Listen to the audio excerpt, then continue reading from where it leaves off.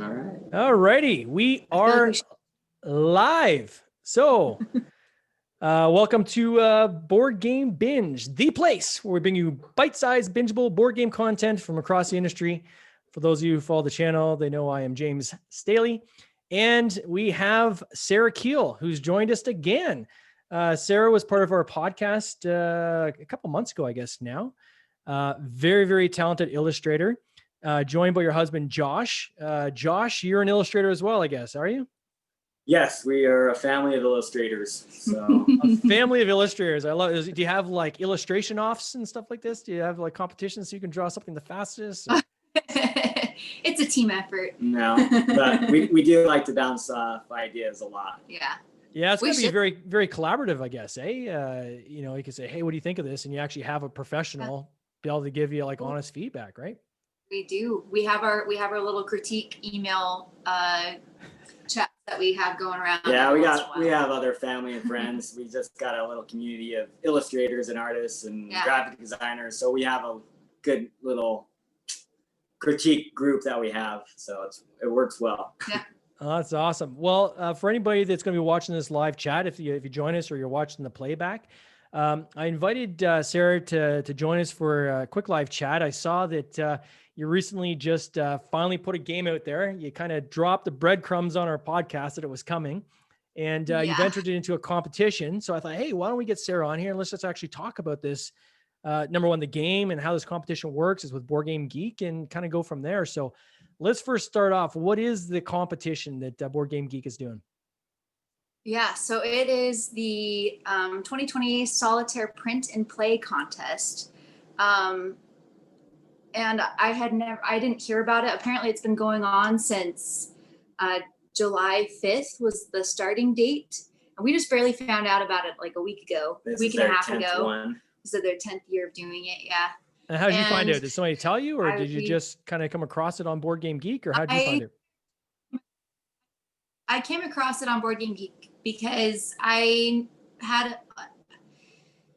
heard stories where people have entered into contests and gotten some, good feedback and exposure through them. So I was like, well, we need to start doing stuff with our game, and at least we're ready for blind play testing. And with COVID, it's like, there's only so many people, strangers that we can meet and have them come over and play our game and trust us like that. So I need to reach out somehow. So I didn't know what else to do. So I was looking up contests on the Board Game Geek, and I found this contest, and I was like, well, we have a solo mode in our game.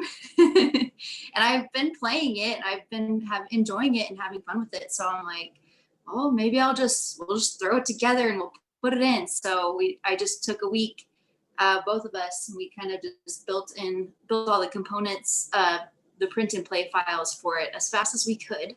Yeah. Threw them up there. Fortunately, we had a lot of it built already because we'd already been playing with it ourselves. So this actually, this competition, we had to clean up our rules a lot. If I go back, it actually was in 2011 is when they did their first contest on the Solitaire Print and Play. I didn't realize how big of a market the solo gaming was until I was talking with Joe Slack. Actually, when he launched his, I can never pronounce it, was Relics or Rela Java or something like this. Did very, very well on Kickstarter. And I was talking to him about that kind of after the podcast, and I said, what got you into that? And he said, I always want to do a solitaire game. And as he started doing his research, and as he started reaching out to some of these even Facebook groups, it is a massive, massive group of people, like industry that around solitaire games. There's even people that put together solitaire rules for existing games. So if you play Azul or you play any of these other games, you can actually find online solitaire rules that people have created for these games, because there's a lot more people, especially with COVID, right, that may have been able to go to a meetup or go to a local board game club and play games with people and kind of commiserate. Now you can't. They're kind of stuck in their houses, right, with these lockdowns and so forth. So now more than ever, I think we need these solo versions of the print play. So really excited to see that you guys have added that on yours. I've done something similar. I've got a game I'm working on that was originally kind of 2 to 6 players. And after that chat with Joe, I was like, you know what? I should probably do a solo version of this and start working on the solo version. But we're here to talk about you. So let's talk about your game. So I'm going to share the screen here, which is kind of cool. So this game is called, I pronounced it wrong before too. Is Scylla's Domain. Scylla's Domain. Yes. Who is Scylla? Let's start off with that. Who is Scylla? So Scylla is a Greek mythological creature. She used to be a beautiful maiden, and she was turned into a ferocious beast by a jealous rival. And what gave you, before we get into the game, where did the story come from? Obviously, it comes from Greek mythology, but what made you think of this? Well, so when we were play testing and got some feedback, and we got our game broken by a wonderful group of play testers, like a formal critique group, and they broke our game. And so we were like, okay, what do we do? And then we came up with the element of adding a monster to the game of some kind. Now you're playing against the game instead of just against other players. Yep. And then we went around trying to pick monsters, and we were like, well, Cthulhu's like way overdone. Ursula's too Disney. Could be some lawsuits there, yeah.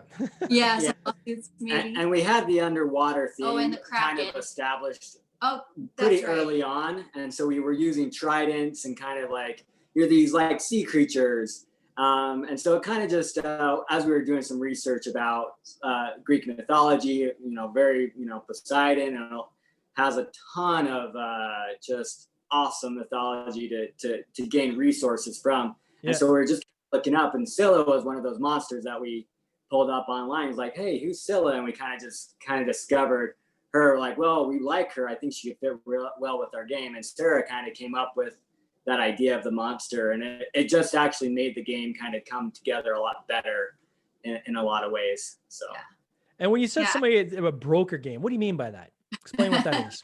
So we had our game. We originally based our game off of spoons, which is not like spoons at all anymore. But so when we brought it to the critique group, and there were 6 players playing it, and they gave us a lot of feedback. One of their feedback was, what was it? It was there were really like 2 phases to the game. There was the spoon aspect, right. And then there was the board aspect. They were telling us to condense our game. And one fed into the other, and then the board game didn't feed into the spoons. And they're like, it's too confusing. And we had played this before with other people, but they were family and close friends. And they're like, yeah, that's fun. They weren't really honest in their critique. Or maybe they were, but they just didn't know what to say. So when we brought it to these people who are like just great at critiquing anything, they're like, yeah, you need to get rid of one or balance it better. And we tried so hard to try to keep the aspect in the 2 phases. Do it. And it just wasn't working. So we're like, let's just get rid of one and let's focus on what the core game is. And that kind of helped focus. So it was great to get that early on and get to the point where it is now. And we still don't think it's done, but we've come a long way already in just a short time. It's been great. Mm-hmm. We're ready for some strangers that don't care about our feelings. It's always good. And they always say it's not really done until the Kickstarter's done, right? So, that's another layer of feedback that you'll get is when you actually take this to Kickstarter. Hopefully not complete, because you want to leave a room in there for people to be able to be part of the process and give feedback. And you might discover things along the way. We had this on our first Kickstarter. We had a game set up, and we thought, well, let's come up with some stretch targets. We added this card kind of bonus power element to the game, and we loved it so much. It enhanced the game so much that we ended up making that part of the core game. So, it's amazing the things you can kind of discover as you go along. So I'm going to share a screen again here. Let's talk about the actual game itself. Okay, so the graphics look awesome, which I would expect nothing less from the team. So Josh, you did the graphics, did you? That's my dad and I. My dad is he's huge graphic designer, and he did all the lettering. He's like the master at lettering. Oh, sweet. So I go for any lettering. So he did the lettering, and I did the kind of the art illustration in the back on that logo one. Yeah. So there's definitely some talent in the family. For those who are listening or watching, Sarah did the artwork with Facade Games is a recent Kickstarters, right? The Bristol 1350, which is amazing. So having two of you, with this kind of talent, wow, it's you got the right group of people working on a game like this. So when I'm looking at this image on the screen, this is kind of like a hand-drawn version, I guess, of the initial game. There's a better one in the rules, but yeah.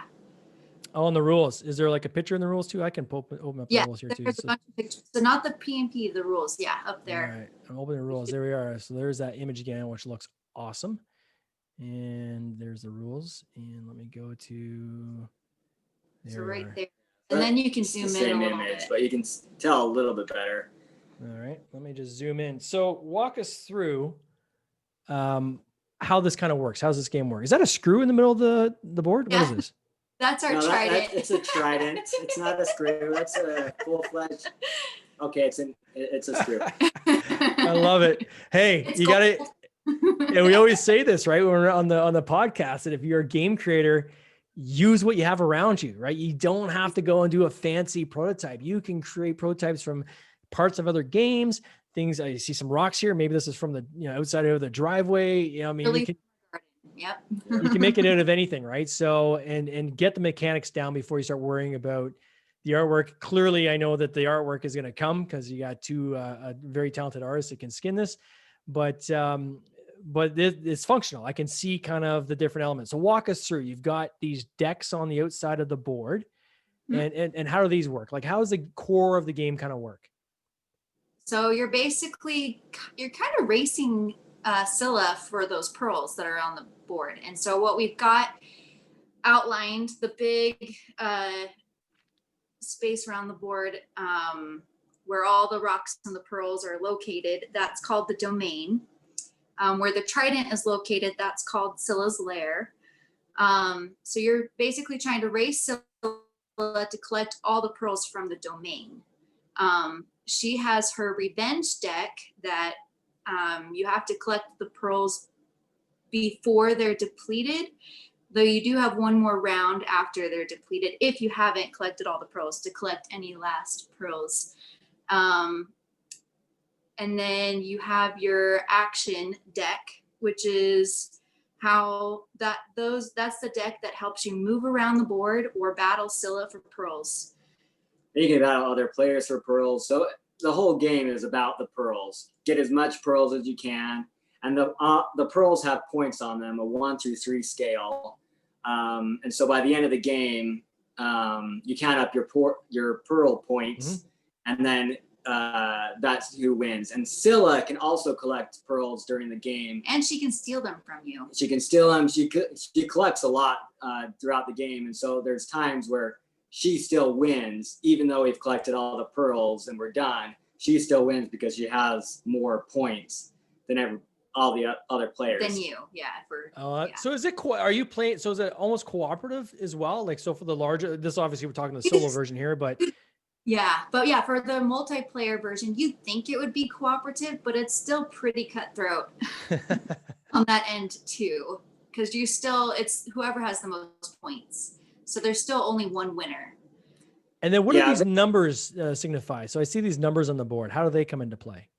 So the numbers helps with setup and throughout the game, because there are cards that will move you across the board or place things on the board, and you need to know where to place them.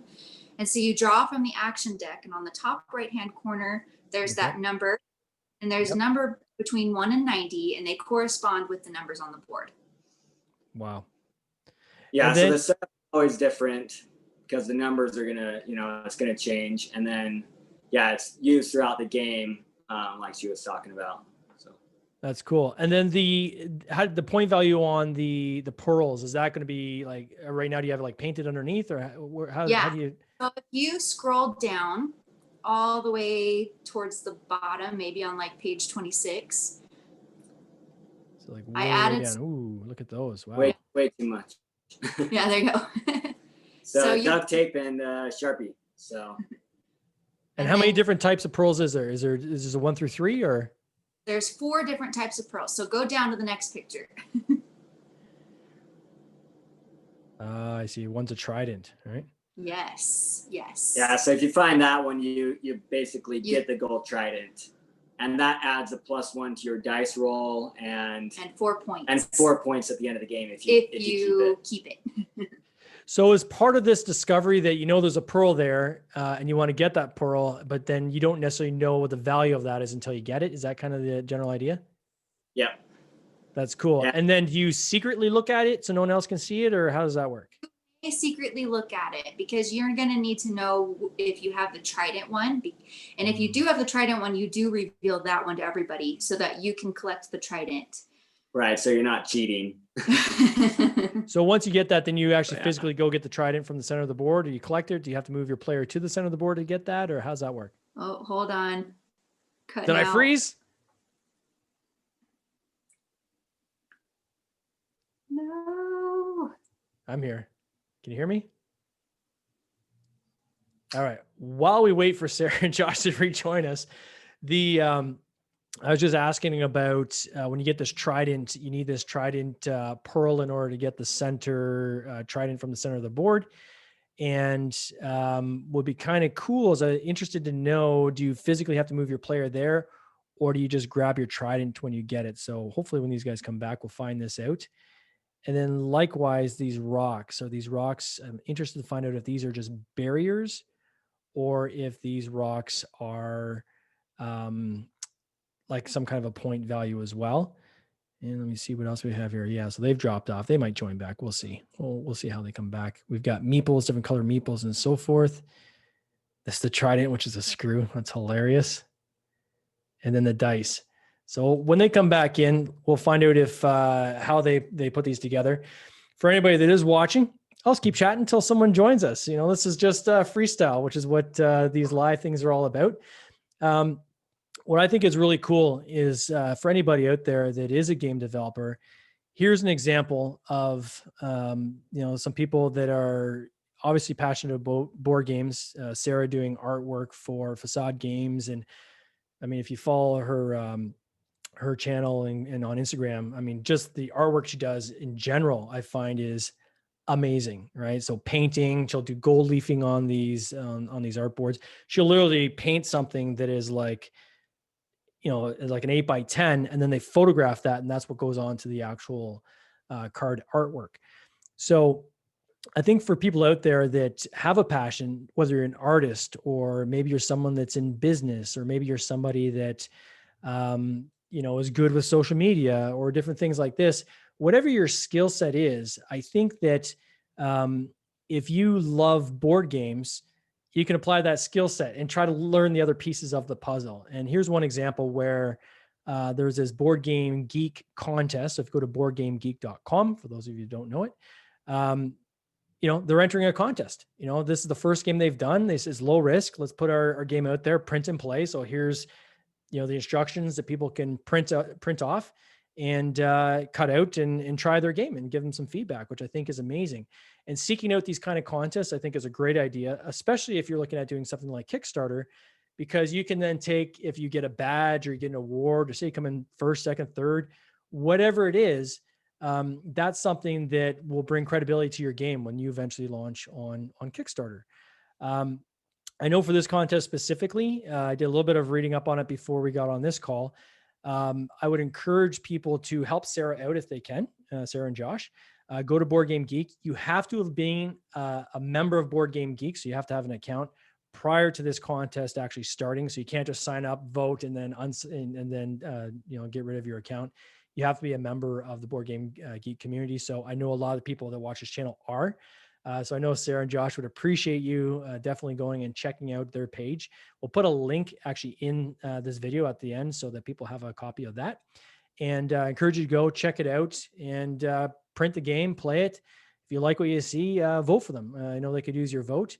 And then likewise, I think on there it says you have to be participative in this contest. So you can't just do like one and then get out.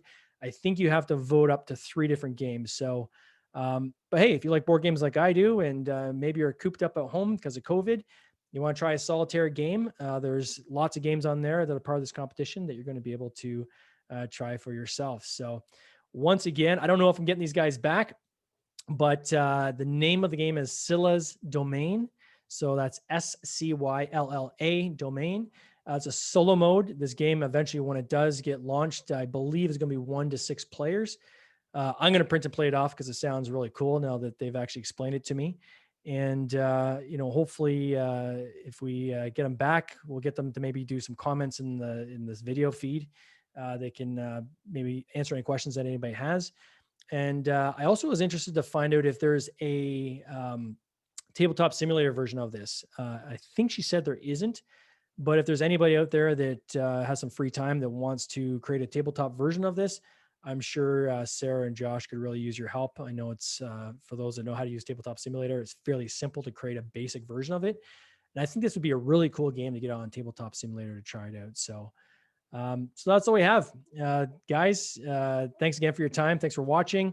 Again, I'll have Sarah commented below. Go to Board Game Geek, check out the game, and I'm sure these guys would appreciate a vote. You take care. Cheers. Once again, this is James from Board Game Binge.